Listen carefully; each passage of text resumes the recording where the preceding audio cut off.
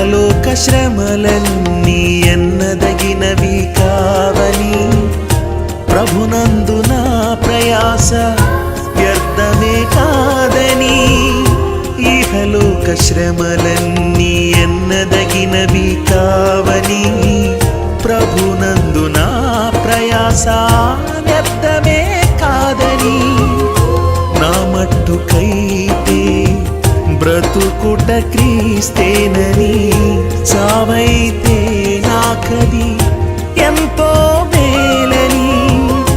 నా మట్టుకైతే బ్రతుకుట క్రీస్తేనని, చావైతే నాకది ఎంతో మేలని. నా కన్నులెత్తి నీ వైపుకే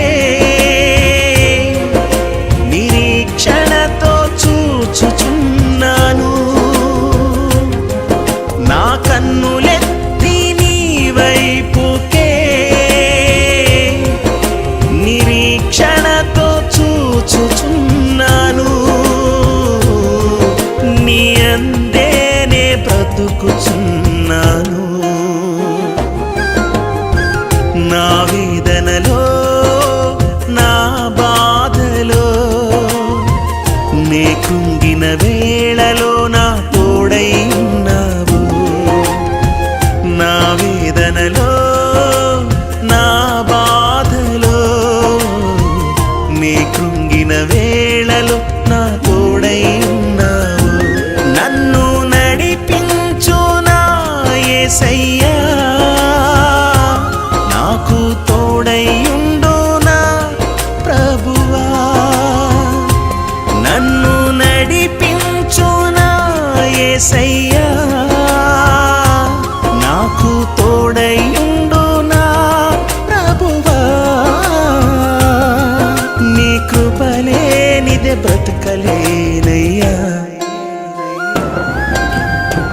నా వేదనలో నా బాధలో నీ కృంగిన వేళలో నా తోడై ఉన్నావు. నా వేదనలో నా బాధలో నీ కృంగిన వేళలో నా తోడై ఉన్నావు.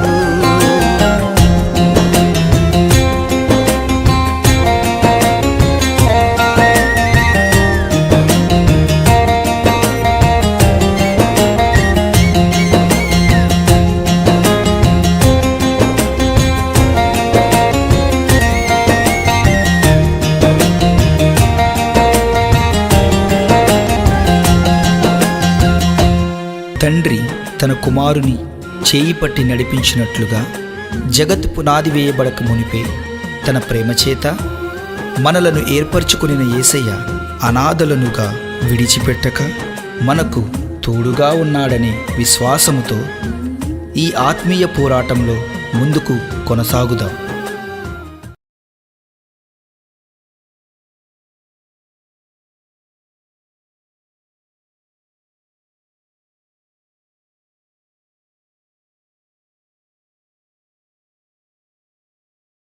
మన జీవితంలో మనం చేసినటువంటి ప్రతి పాపాలకు కూడా ఆయన క్షమాపణ అనుగ్రహించాడు. అందుకే ఇక్కడ రాయబడిన మాట, ఆయన నీ పాపములను క్షమించేవాడు. అంటే దీన్ని మనం లైసెన్స్గా తీసుకొని మనం ఏదైనా సిన్ చేసినా దేవుడు మనల్ని క్షమిస్తాడు అనేటువంటిది నా ఉద్దేశం కాదు. కానీ దేవుడు మన పాపాలన్నిటిని కూడా ఆయన క్షమిస్తాడు.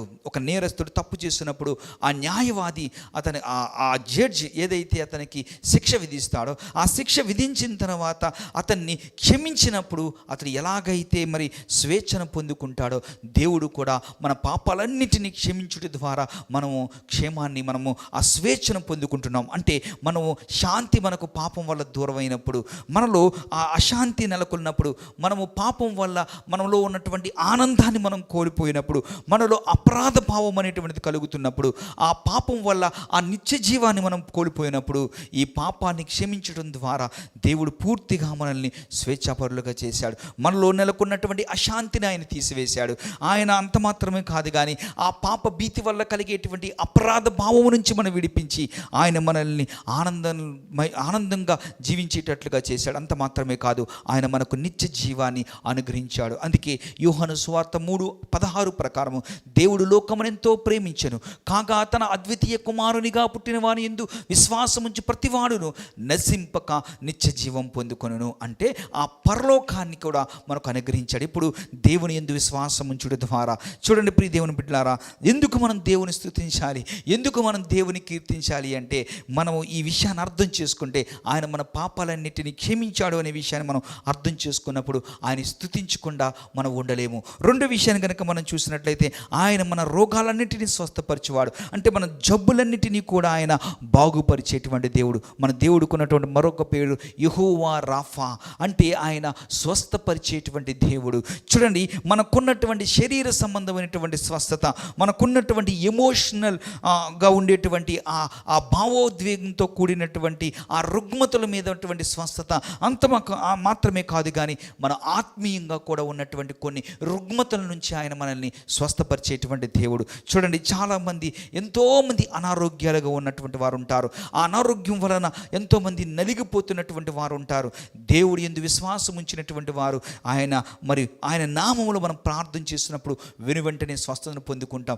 నా జీవితంలోనే ఎన్నో మార్లు నేను ఎన్నో భయంకరమైనటువంటి వ్యాధులు గుండా వెళ్ళినప్పుడు దేవునికి ప్రార్థన చేసినప్పుడు స్వస్థత పొందుకున్నటువంటి ఎన్నో ఆశ్చర్య కార్యాలు నా జీవితంలో నేను అనుభవించాను. ఈ వాక్యం వింటున్నటువంటి ప్రియ దేవుని బిడ్డ, నీవు కూడా దేవుని యందు విశ్వాసం ఉంచితే నువ్వు ఎలాంటి వ్యాధితో నీవు ఉన్నప్పటికీ కూడా, ఎలాంటి భౌతికమైనటువంటి రుగ్మతతో నీవు ఉన్నప్పటికీ కూడా, అది ఎంత భయంకరమైనటువంటి వ్యాధి అయినప్పటికీ కూడా, ఏ డాక్టర్స్ దగ్గరికి వెళ్ళినప్పుడు నువ్వు నయం కాకుండా ఎంతో డబ్బు ఖర్చు అయిపోయి ఆ డబ్బంతా కూడా వ్యర్థమైపోతున్నప్పుడు కూడా నువ్వు నిజంగా ఈ వాక్యం వింటున్నటువంటి నీవు విశ్వాసంతో దేవుని వైపు చూడగలిగినట్లయితే దేవుడు నిన్ను స్వస్థపరిచేటువంటి వాడు. చూడండి, బైబిల్లో రక్తస్రావం కలిగినటువంటి స్త్రీ అంటుంది, అయ్యో ఆయన వస్త్రపు చెంగు ముట్టుకుంటే చాలు నేను స్వస్థపరచబడతాను అని విశ్వాసముతో ఆమె ముట్టుకున్నప్పుడు ఆమె స్వస్థపరిచినట్లుగా మనం వాక్యంలో చూస్తూ ఉన్నాం. ఆమె అప్పటికే ఎంతోమంది డాక్టర్స్ దగ్గరికి వెళ్ళింది, ఎంతో డబ్బును ఖర్చు పెట్టింది, కానీ ఆమె జీవితంలో స్వస్థత లేకుండా పోయింది. అలాగే మన జీవితాన్ని ఒక్కసారి మనం పరిశీలన చేసుకుంటే ఇప్పటికీ ఎన్ని మార్లు దేవుడు మనల్ని స్వస్థపరిచాడు కదా. మనం ఆ స్వస్థపరిచినటువంటి దేవుణ్ణి, ఆ మేలులు చేసినటువంటి దేవుణ్ణి, మన జీవితంలో మనకి ఎన్నో ఉపకారాలను చేసినటువంటి దేవుణ్ణి మనం మర్చిపోగలమా? లేదు. అందుకే దావీదు అంటున్నాడు, కీర్తనకారుడు అంటున్నాడు, ఆయన చేసిన ఉపకారములలో దేనిని మరువకము. ఆయన మనకు పాపాలన్నీ క్షమించాడు. రెండోది, మన జబ్బులన్నిటి నుంచి కూడా ఆయన స్వస్థపరిచాడు. చూడండి, కొన్ని సందర్భాల్లో మనం అనుకుంటాము మనం మంచి డాక్టర్స్ దగ్గరికి వెళ్తే మంచి ట్రీట్మెంట్ పొందుకుంటే మనం స్వస్థపరచబడతాము, లేదా మనం వేసుకున్నటువంటి టాబ్లెట్స్ వల్ల మనం స్వస్థపరచుకుంటాము. అంటే నా ఉద్దేశం మీరు టాబ్లెట్స్ వేసుకోవద్దని కానీ, మీరు డాక్టర్స్ దగ్గరికి వెళ్ళొద్దని నా ఉద్దేశం కాదు. కానీ ఈవెన్ మనము డాక్టర్స్ దగ్గరికి వెళ్ళినా, మనం వేసుకున్న మెడిసిన్స్ అయినా సరే, మనము దేవుని యొక్క కృప లేకుండా మన జీవితంలో వాటిని ద్వారా మనం మేలులు పొందుకోలేము. చూడండి, చాలామంది డాక్టర్స్, చాలామంది పేషెంట్స్ క్రిటికల్గా ఉన్నప్పుడు వారు చెప్పేటువంటి మాట ఏమిటో తెలుసా? ఇదిగో మీ ఇష్ట దైవం ఎవరో, మీకు ఏ దేవుడినైతే మీరు పూజిస్తారో, ఏ దేవుడినైతే మీరు ఆరాధిస్తారో ఆ దేవుని మీరు ప్రార్థించండి, ఆ దేవుడే మీకు హెల్ప్ చేయాలని చాలామంది డాక్టర్స్ ద్వారా చెప్పినటువంటి మాటలు మనం ఎన్నోసార్లు వింటూ ఉంటాం. సో ప్రియదేవుని బిడ్డలారా, ఈవెన్ దో మన డాక్టర్స్ కానీ మెడిసిన్స్ కూడా చేయలేనటువంటి అద్భుతమైనటువంటి కార్యాలు, స్వస్థత కార్యాలు దేవుడు చేయగలిగినటువంటి వాడు కనుక ఆయన మన రోగాలన్నింటినీ బాగు చేసేటువంటి వాడు, మన జబ్బులన్నింటినీ బాగు చేసేవాడు కనుక మనం విశ్వాసంతో దేవుడి వైపు చూడగలిగినప్పుడు అద్భుత కార్యాలు మన జీవితంలో చూస్తాం. ఈ వాక్యం వింటున్నటువంటి నీ జీవితంలో కూడా ఇంకా స్వస్థత లేకుండా నువ్వు బ్రతుకుతూ ఉన్నట్లయితే ఇప్పుడే దేవుని వాక్యం మీద విశ్వాసం ఉంచు, అద్భుత కార్యం దేవుడు చేయబోతూ ఉన్నాడు. చూడండి, ఆయన కేవలం శరీర స్వస్థత మాత్రమే ఇచ్చేటువంటి వాడు కాదు, కానీ మనకున్నటువంటి ఎమోషనల్, ఆ భావోద్వేగంతో కూడినటువంటి రుగ్మత. అంటే చాలామంది కొన్ని వ్యాధులు మనకు కంటికి కనపడతాయి, కొన్ని వ్యాధులు మనకు కంటికి కనిపించినట్టు ఉంటాయి. ఎంతోమంది భావోద్వేగంతో కూడినటువంటి ఆ రుగ్మతలతో, అంటే స్ట్రెస్ లేదంటే మానసికంగా కృంగిపోయేటువంటి వారు ఉంటారు. ఈ వాక్యం వింటున్నటువంటి ప్రియ దేవుని బిడ్డ, ప్రయాసపడి భారం మోస్తున్న సమస్త జనులారా నా యుద్ధకు రండి, నేను మీకు విశ్రాంతిని కలగజేస్తానని చెప్పినటువంటి దేవుడు, నీకు ఎలాంటి మానసికమైనటువంటి బాధతో వేదనతో కృంగిన స్థితిలో నువ్వు ఉన్నట్లయితే ఈ దేవుని దగ్గరికి రా, దేవుని యందు విశ్వాసం ఉంచు, ఆయన వాక్యమును నువ్వు ఆధారపడు, ఆయన మీద ఆధారపడు. దేవుడు నీ జీవితంలో అద్భుత కార్యం చేయగలడు. నీ మానసికమైనటువంటి రుగ్మతల నుంచి ఆయన నిన్ను స్వస్థపరిచేటువంటి దేవుడు. అంత మాత్రమే కాదు, చివరిగా మనం చూసినట్లయితే ఆత్మీయమైనటువంటి స్వస్థత. అంటే చాలామందికి ఆత్మ సంబంధమైనటువంటి జబ్బులు కూడా ఉంటాయి. అంటే ఆత్మ సంబంధమైన జబ్బులు అంటే దేవుని యొక్క మరి వాక్యానికి అవిధేయత చూపిస్తూ, హృదయం అన్నిటికంటే మోసకరమైనది, అది ఘోరమైన వ్యాధి కలది. ఈ హృదయంలో ద్వారా మనలో ఉన్నటువంటి స్పిరిచువల్గా మనము పడిపోయి, ఆత్మీయంగా పడిపోయి, పాపంలో పడిపోవడం ద్వారా ఈ బంధకాల్లో ఉన్నటువంటి మనల్ని దేవుడు ఆయన స్వస్థతనిచ్చి విడుదలను ఇవ్వగలిగినటువంటి దేవుడు. అందుకే ఆయన అంటున్నాడు, ఆయన నీ జబ్బులన్నిటినీ బాగు చేయువాడు. సో ఎందుకు మనం దేవుని స్తుతించాలి అంటే, ఎందుకు మనం ఆయన చేసిన ఉపకారములు దేన్ని మరువకూడదంటే, ఆయన మనకు పాపాలన్నీ క్షమించాడు, 2 మన జబ్బులన్నీ బాగు చేశాడు, 3 విషయాన్ని కూడా మనం చూసినట్లయితే నాశనము నుండి నీ ప్రాణమును విమోచించును. వాడుక భాష బైబిల్ ఏముందంటే నాశనము నుండి నీ ప్రాణమును విమోచించును. ఇక్కడ బైబిల్ ఏముందో, తెలుగు బైబిల్లో సమాధిలో నుండి నీ ప్రాణమును విమోచించును. ఇక్కడ చూడండి, నాశనము నుండి నీ ప్రాణమును విమోచించును అంటే ఎన్నో మార్లు మనం ప్రమాదాల నుండి, ఎన్నో సందర్భాల్లో ఈ పాపం అనేటువంటి బంధకాల్లో మనము ఆ మార్గాల్లో వెళ్ళకుండా, ఎన్నోసార్లు మనం తీసుకునేటువంటి ఆ తప్పుడు నిర్ణయాల నుంచి వచ్చేటువంటి కాన్సిక్వెన్సెస్ వల్ల మనము ఆ కాన్సిక్వెన్సెస్లో పడిపోయి మనము ఆ ప్రాణం మనం సొమ్మసిల్లవలసినటువంటి సందర్భాల్లో కూడా దేవుడు మనల్ని విమోచించాడు అనే విషయాన్ని మనం జ్ఞాపకం చేసుకుంటూ ఆయనకు మనము కృతజ్ఞతాస్తుతులు చెల్లించాలి. చూడండి, ఆ నాశనము నుండి నీ ప్రాణమును విమోచించువాడు. మన జీవితంలో ఇప్పటికే ఎన్నో సందర్భాల్లో ఆయన మనల్ని ప్రమాదాల నుంచి తప్పించిన వాడుగా ఉన్నాడు.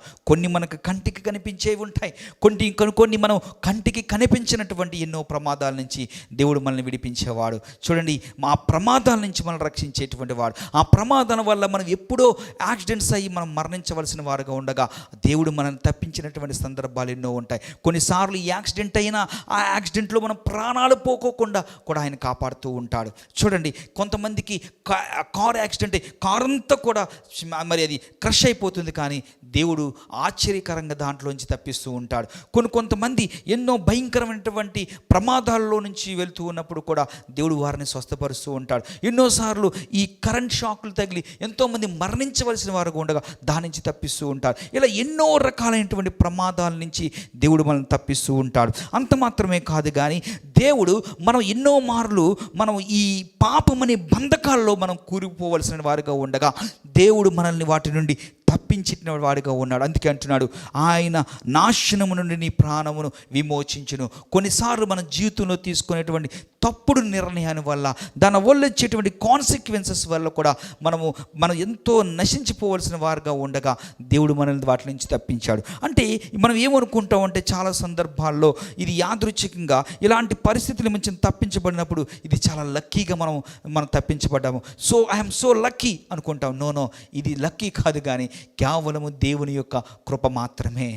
దేవుని యొక్క కృప మాత్రమే. మనము ప్రమాదాల నుంచి తప్పించబడుతున్నా, మనము ఈ పాపమనే బంధకాల్లోకి మనం వెళ్ళిపోకుండా, ఆ ఉచ్చుల్లోకి మనం పడకుండా మనం తప్పించబడుతున్నాము అంటే అంత మాత్రమే కాదు, మనం తీసుకునేటువంటి కొన్ని తప్పుడు నిర్ణయాల వల్ల మన జీవితంలో నశించిపోవలసిన వారుగా ఉండగా వీటన్నిటి నుంచి తప్పించబడుతున్నామంటే ఇది కేవలము లక్కీ కాదు, కానీ ఇది యాదృచ్ఛికం కాదు, కానీ దేవుని యొక్క మహాకృప చేతే మనం రక్షించబడుతున్నామనే విషయాన్ని మనం మర్చిపోకూడదు. అందుకే అంటున్నాను, ఆయన చేసిన ఉపకారంలో దేన్ని మరువకూడదు అనుకున్నప్పుడు నాశనకరమైనటువంటి దాటి నుంచి మనం విమోచించాడు కనుక ఆయన మనం స్తుతించవలసిన వారుగా ఉన్నాం. చూడండి, తర్వాత విషయాన్ని కనుక మనం చూసినట్లయితే కరుణ కటాక్షముతో నీకు కిరీటంగా ఉంచి ఉన్నాడు.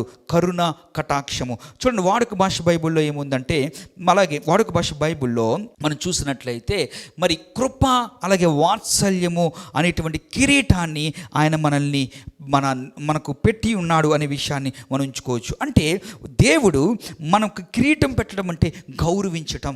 దేవుడు మనల్ని పాపిగా ఆయన మనం మాత్రం చూడట్లేదు, కానీ ఆయన సంతానముగా ఆయన మనల్ని చూస్తున్నాడు. మన జీవితంలో ఎన్నో సందర్భాల్లో విరిగిపోయినటువంటి వారుగా, బ్రోకెన్గా ఉన్నటువంటి మన లైఫ్స్ని ఆయన ఆశీర్వాదకరంగా ఉంచుతాడు. అంటే ఒక భిక్షగాన్ని ఎలాగైతే మనము రాజుగా మార్చబడతాడో, దేవుడు కూడా పాపులమైనటువంటి మనల్ని పాప జీవితంలో ఉన్నటువంటి మనల్ని ఆయన కుమారులుగా, మరి ఆ రాజకుమారులుగా ఆయన చేసినట్లుగా మనం చూస్తూ ఉన్నాం. అంటే దేవుడు మనల్ని ఈ కృప అనేటువంటి, వాత్సల్యం అనేటువంటి కిరీటాన్ని పెట్టి ఆయన మనల్ని గౌరవిస్తూ ఉన్నాడు. చూడండి, కృప అంటే ఏంటి? కృప అంటే అర్థం ఏంటంటే అర్హత లేనటువంటి వాడిని అర్హునిగా చేయటమే కృప. మీకు ఇంకా ఈజీగా అర్థం అవ్వాలంటే, ఒక 25 మార్కులు పాస్ మార్కులు అనుకోండి, 23 మార్కులు 24 మార్కులు వచ్చి ఫెయిల్ అయిపోయినటువంటి వ్యక్తిని ఆ ఎగ్జామ్ను కరెక్షన్ చేస్తున్నటువంటి వ్యక్తులు ఏం చేస్తారంటే 1-2 మార్కులు గ్రేస్ మార్క్స్ యాడ్ చేసి అతన్ని పాస్ చేస్తారు. అంటే వాస్తవానికి అతను ఫెయిల్ అయ్యాడు, కానీ ఆ గ్రేస్ మార్క్స్ వేయటం వల్ల అతను పాస్ అయ్యాడు. అంతే. అలాగే దేవుడు కూడా అర్హత లేనటువంటి మనల్ని ఆయన అర్హులుగా చేశాడు. ఎలాగూ అంటే ఆయన కృప ద్వారా. కృప అంటే అర్హత లేని వాడు అర్హులుగా చేయటం. అలాగే రెండో విషయాన్ని కూడా మనం చూసినట్లే వాత్సల్యము అంటే అర్థం ఏమిటంటే, మనం చూసినట్లయితే వాత్సల్యము అంటే తల్లిదండ్రులు బిడ్డల మీద చూపించేటువంటి ఆ ప్రేమనే మనం వాత్సల్యం అంటాం. ఈ లోకంలో చాలా రకాలైనటువంటి ప్రేమలు ఉంటాయి, కానీ ఈ తల్లిదండ్రులు బిడ్డల మీద చూపించేటువంటి ప్రేమ ఎంతో మరి వ్యత్యాసమైనటువంటి, ఎంతో ఉన్నతమైనటువంటిది. దాన్నే మనము వాత్సల్యము అంటూ ఉన్నాం. అంటే దేవుడు మన మీద వాత్సల్యాన్ని చూపించేటువంటి వాడు. అందుకే 91వ కీర్తనలో మనం చూసినట్లయితే అక్కడ చూస్తే ప్రతిరోజు కూడా ఆయనకు మన మీద నూతనముగా ఆయన వాత్సల్యాన్ని చూపిస్తున్నాడు అనే మాటను అక్కడ మనం చూస్తూ ఉంటాం. సో ప్రియ దేవుని బిడ్డలారా, ఈయన మనకు కృప అని, అలాగే వాత్సల్యం అనేటువంటి కిరీటాన్ని మనకు పెట్టి ఆయన మనల్ని గౌరవిస్తూ ఉన్నాడు. పాపులము, నీచులమైనటువంటి, దౌర్భాగ్యమైనటువంటి మనల్ని ఆయన ప్రేమించి ఆయన కుమారులుగా మార్చాడు, ఆయన సంతానంగా మార్చాడు. అందుకు దేవుని మనము స్తుతించాలి. అందుకే దావీదు ఇక్కడ అంటున్నాడు, ఆయన చేసిన ఉపకారములలో దేనిని నువ్వు మరువద్దు. మరొక విషయాన్ని కూడా నేను చూపించి నేను ముగిస్తాను. చూడండి, పక్షిరాజు యవ్వనం వలె నీ యవ్వనం క్రొత్త దగుచున్నట్లు. అంటే మనం చూడండి, చాలా సందర్భాల్లో మన స్పిరిచువల్ లైఫ్లో మనం వెళ్ళిపోతూ ఉన్నప్పుడు మనకు తెలియకుండానే ఒక నిరాశ, నిస్పృహల్లోనికి మనం వెళ్తూ ఉంటాం. చూడండి, ఈ నిరాశ, చాలా పాపాన్ని మనం జయిస్తూ ఉంటాం. చాలా వాటి మీద, మన పాత జీవితం మీద, ఈ మారు మనసు పొందిన తర్వాత, రక్షణ పొందిన తర్వాత, దేవునికి మనం సమీపంగా జీవిస్తున్నప్పుడు చాలా వాటి మీద మనకు జయం అనేటువంటిది వస్తుంది. కానీ ఈ నిరాశ, నిస్పృహ అనేటువంటి దాని ద్వారా మనం చాలా సందర్భాలు ఏమవుతామంటే, ఇక మనం ముందుకు కొనసాగలేక కొన్ని సందర్భాలు అనిపిస్తుంది, ఈ స్పిరిచువల్ లైఫ్లో ఇక నేను ముందుకు వెళ్ళలేను, ఇక నేను ఆగిపోతాను అనేటువంటి సందర్భంలో మనం ఆగిపోకుండా దేవుడు మనల్ని నూతన పరుస్తాడు. ఎలా పరుస్తాడు? ఇక్కడ రాయబడిన మాట చూడండి. అక్కడ ఈ పక్షిరాజు యవ్వనం వలె నీ యవ్వనము క్రొత్త దగుచున్నట్లు. స్పిరిచువల్గా మనం ఎప్పుడైతే డిప్రెషన్లోకి వెళ్ళిపోతున్నామో, ఎప్పుడైతే మనము కృంగిపోతున్నామో, దేవుడు మనల్ని మళ్ళీ ఎప్పటికప్పుడు రెన్యూ చేస్తూ ఉంటాడు. ఆయన రెన్యూ చేయటం వల్లే మనం ఇంకా స్పిరిచువల్ లైఫ్లో ముందుకు కొనసాగిపోతూ ఉంటాం. లేకపోతే మనకు ఎదురయ్యేటువంటి సమస్యల్లో, మనం ఎదుర్కొనేటువంటి సఫరింగ్స్లో మనము దేవుని యొక్క ఆ బాధను బట్టి, కృంగిన స్థితిని బట్టి చాలామంది విడిచి దేవుణ్ణి వెళ్ళిపోయేటువంటి వారు చాలామంది ఉంటారు. కానీ దేవుడు ఇక్కడ మనతో మాట్లాడుతున్న మాట ఏంటంటే, ఆయన పక్షిరాజు యవ్వనం వలె మన యవ్వనాన్ని క్రొత్తదిగా ఆయన చేస్తూ అంటున్నాడు. చూడండి, ఈ యొక్క విషయాన్ని మీకు తెలియచేయాలని ఇష్టపడుతున్నాను. ఈ పక్షిరాజు ఏదైతే ఈ గ్రద్ద ఉందో, ఈ పక్షిరాజు అంట, అది బాగా ఓల్డ్ అయిపోయిన తర్వాత ఇది ఒక ప్రాంతానికి వెళ్ళిపోతుంది. ఎవ్వరు లేనటువంటి చోటుకు వెళ్ళి అక్కడ అది తన యొక్క ముక్కుతో తన శరీరంలో ఉన్నటువంటి ఆ ఫీదర్స్ అన్నిటిని, ఆ ఈకలన్నిటిని కూడా ఓడబెరుక్కుంటుందంట. ఆ ముక్కును కూడా ఆ రాతికేసి కొట్టుకుంటుందంట. ఎందుకంటే అది మొత్తం పగిలిపోయిన తర్వాత నూతనంగా ఆ ఫీదర్స్ అన్నీ వస్తాయి, నూతనంగా ఆ ముక్కు అనేటువంటిది వస్తుంది. అంటే అది మళ్ళీ నూతనమైనటువంటి బలాన్ని పొందుకుంటుంది. ఎప్పుడైతే అది మరి ఆ యొక్క వృద్ధాప్యంలోకి వెళ్తుందో, వయసు మీద పడుతుందో, ఆ ఈకలన్నిటినీ కూడా పాడైపోయినాయో, ఆ ముక్కంతా కూడా పాడైపోయిందో, మళ్ళీ దాన్ని రెన్యూ చేసుకోవడం వల్ల నూతన బలాన్ని పొందుకుంటూ ఉంటుంది. అదే దేవుని వాక్యం కూడా మనకు చెప్పబడుతుంది. ఆయన పక్షిరాజు యవ్వనం వలె నీ యవ్వనాన్ని క్రొత్తదగుచున్నట్లు ఆయన మన రెన్యూ చేస్తాడనే విషయాన్ని మనం మర్చిపోకూడదు. చివరిగా మనం చూడండి, మన బలహీనతలను బట్టి మనం అలసిపోయినప్పుడు, విరగొట్టబడినప్పుడు, కొన్నిసార్లు దేవుని దగ్గరలో నుంచి మనం వెళ్ళిపోదామో అని నిరాశ, నిస్పృహల్లో ఉన్నప్పుడు దేవుడు మనల్ని రెన్యూ చేస్తాడు. చేసి మన యొక్క స్పిరిట్ని ఆయన రెన్యూ చేసి ఆత్మను వృద్ధిగా చేసి ఆయన మళ్ళీ మనల్ని బలవంతులుగా చేస్తాడనే విషయాన్ని, గ్రద్దవలే పైకి మనల్ని లేపుతాడనే విషయాన్ని మనం మర్చిపోకూడదు. చివరికి మాట చెప్పి నేను ముగిస్తాను చూడండి. మేలుతో నీ హృదయాన్ని తృప్తిపరుస్తాడు. చూడండి, మేలుతో ఆయన ఏం చేస్తాడంటే మన హృదయాన్ని తృప్తిపరుస్తాడు. అంటే మన కోరికలను ఆయన తృప్తిపరిచేటువంటి వాడు. చూడండి, లోకంలో తాత్కాలికమైన ఆనందాన్ని మనకిస్తుంది. అంటే మనం డబ్బును పొందుకున్నాం అనుకోండి, ఆ డబ్బు కొంతవరకు అది మనకు సంతృప్తినివ్వదు కానీ ఇవ్వగలగదు కానీ అది పరిపూర్ణమైనటువంటి సంతృప్తిని మనకి ఇవ్వలేదు. ఈ లోకంలో డబ్బు మనకి సంతృప్తినివ్వలేదు. అలాగే ఈ లోకంలో పేరు మనకు సంతృప్తినివ్వలేదు. అలాగే ఈ లోకంలో ఉన్నటువంటి ఆ యాంబియన్సెస్, ఈ సుఖభోగాలేవి కూడా మనకు పరిపూర్ణంగా అవి తృప్తినివ్వలేవు. కానీ మనకు దేవుడు మాత్రమే ఆ సంతృప్తిని నివ్వగలడు. అది మన హృదయాన్ని ఆయన మేలులతో నింపినప్పుడు మన జీవితంలో ఎంతో సంతృప్తికరమైనటువంటి వారుగా మనం ఉంటాం. ఈ రోజున క్రైస్తవులు చాలామంది జీవితంలో ఎందుకు గలిబిలిపుగా ఉంటారు, ఎందుకు వారి జీవితంలో సంతృప్తి లేకుండా ఉంటారు, ఎందుకు ఎప్పుడూ కూడా ఏదో పోగొట్టుకున్నటువంటి వారుగా ఉంటారంటే వారు దేవుడు చేసినటువంటి మేలులను, వారు దేవుడు వాళ్ళ హృదయంలో నింపినటువంటి ఆ హృదయంలో ఆ మేలులతో నింపిన దానిని వారు గుర్తించక, వారు సంతృప్తి చెందక వారి జీవితంలో గలిబిలితో ఉంటారు. నా ప్రియ దేవుని బిడ్డ, చూడండి, ఎందుకు మనం దేవుని స్తుతించాలి అంటే ఆయన మన హృదయంలో మరి మేలులతో నింపాడు. చూడండి, ఒక మంచి కుటుంబాన్ని దేవుడు మనకి ఇచ్చాడు. దేవుడు మనకు ఒక మంచి భార్యని ఇచ్చాడు. దేవుడు మనకి మంచి బిడ్డల్ని ఇచ్చాడు. మనకు ఒక మంచి ఉద్యోగాన్ని ఇచ్చాడు. మంచి కుటుంబాన్ని ఇచ్చాడు. మంచి గృహాన్ని ఇచ్చాడు. ఇవన్నీ కూడా మేలులతో దేవుడు మనల్ని నింపినట్టు కాదా? చాలామంది ఈ ఉన్నటువంటి వాటిని బట్టి సంతోషపడక ఇంకా లోకంలో ఏదో కలుగుతుంది, ఇంకా లోకంలో ఏదో మనకి ఉన్నదనేటువంటి ఒక అత్యాశకు గురై దేవుడు చేసినటువంటి మేలులను కూడా మర్చిపోయి ఆ లోకాశల గుండా వెళ్ళి వారి జీవితంలో అపజయముని, అసంతృప్తిని వారు పొందుకొని వారి జీవితానంతా కూడా పాడు చేసుకునేటువంటి వారుగా ఉంటారు. ఈ వాక్యం ఉంటున్నటువంటి ప్రియదేవుని బిడ్డ, దేవుడు నీకు ఒక మంచి మరి కుటుంబాన్ని, భార్యను, భర్తను, తల్లిదండ్రులను, బిడ్డలను, నీకు బంధువులను, ఉద్యోగాన్ని, వ్యాపారాన్ని, ఇవన్నీ దేవుడు నిన్ను అనేక రకాలుగా ఆయన హృదయంలో నీకు మేలులతో నింపినప్పుడు తృప్తికరమైనటువంటి జీవితాన్ని నువ్వు జీవిస్తున్నావా? ఒకవేళ నిజంగా నువ్వు అలాంటి తృప్తికరమైనటువంటి జీవితాన్ని జీవిస్తున్నట్లయితే దేవుని స్తుతించు. నేను చివరిగా ఒక మాట చెప్పి ముగిస్తాను. అదేంటో తెలుసా? ఈయన దేవుడు చేసినటువంటి మేలులన్నిటినీ కూడా మనము గుర్తుపెట్టుకుంటే మనము స్తుతించకుండా నిశ్శబ్దంగా మనం ఉండలేము. అందుకే దావీదు ఈ కీర్తన రాస్తూ అంటున్నాడు, నా ప్రాణమా యెహోవాను సన్నిధించుము, నా ప్రాణమా నా అంతరంగమునున్న సమస్తమా ఆయన పరిశుద్ధ నామమును సన్నిధించుము, ఆయన చేసిన ఉపకారములలో దేనిని మరువకము. మనము కూడా దేవుడు చేసినటువంటి ఉపకారాలను కనుక గుర్తుపెట్టుకుంటే నిశ్శబ్దంగా ఉండం. కానీ మన నోరు, మన హృదయము కృతజ్ఞతతో కూడినటువంటి స్తుతితో, ఆరాధనతో నింపబడి ఉంటుంది. మనం స్తుతించకుండా, దేవుని ఆరాధించకుండా మనం ఉండలేము. ఎందుకంటే ఆయన ఎన్నో మేలులు మనకు చేసి ఉన్నాడు. ఆయన మన పాపాన్ని క్షమించాడు, మన జబ్బులన్నిటి నుంచి మనం బాగు చేశాడు. ఆయన మనం నాశనకరమైనటువంటి మరి ఆ గుంటలో నుంచి, ఆ నాశనకరమైన ఆ సంకటములన్నిటి నుంచి, ఆ సమాధిలో నుంచి మనల్ని విమోచించాడు. ఆయన కృప, వాత్సల్యం అనేటువంటి కిరీటాన్ని పెట్టి ఆయన మనల్ని గౌరవించాడు. మనము పాపులుగా, నీచులుగా, దౌర్భాగ్యులుగా ఉన్నప్పుడు ఆయన సంతానముగా చేసుకొని ఆయన మనల్ని గౌరవించాడు. అంత మాత్రమే కాదు, మన పక్షిరాజు యవ్వనం వలె మనల్ని ఎప్పటికప్పుడు నూతన పరుస్తూ ఉన్నాడు.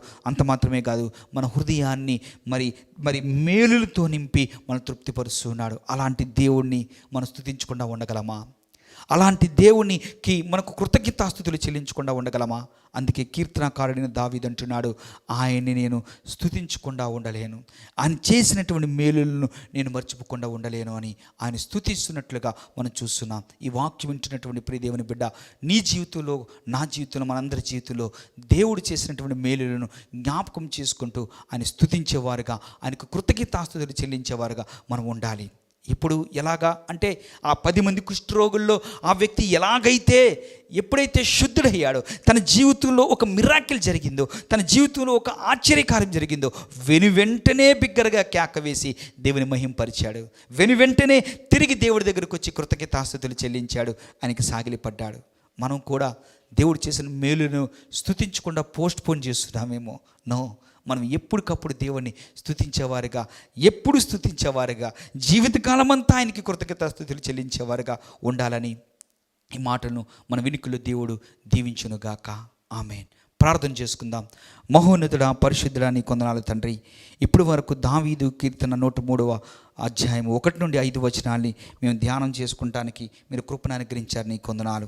నిజమే ప్రభువా, మేము ఎలాగా మీరు మా జీవితంలో చేసినటువంటి ఆ మేలులను, ఉపకారములను మేము ఎలాగ జ్ఞాపకం చేసుకొని మేము స్తుతించేవారుగా ఉండాలో, ఎలాగ దావీదు మిమ్మల్ని స్తుతించాడో, మా జీవితంలో మీరు చేసినటువంటి ఇన్ని మేలులకు మేము నిశ్శబ్దంగా ఉండకుండా మీరు చేసినటువంటి మేలులన్నిటినీ మేము హృదయపూర్వకంగా కృతజ్ఞతాస్తుతులు చెల్లిస్తూ మిమ్మల్ని గణపరచాలో ఈరోజు నీ వాక్యం ద్వారా మేము తెలుసుకుని ఉన్నాం. నిజమే ప్రభువా, మా జీవితాన్ని ఒక్కసారి మేము పరిశీలన చేసుకుంటే అయ్యా, మా బాల్యం నుంచి ఇప్పటి వరకు కూడా మా జీవితాన్ని అంతటిని మేము పరిశీలన చేసుకుంటే నీవు చేసిన మేలులకు, ఉపకారములకు మీకు స్తుతించకుండా, కృతజ్ఞతాస్తుతులు చెల్లించకుండా మేము ఉండలేము కదా ప్రభువా.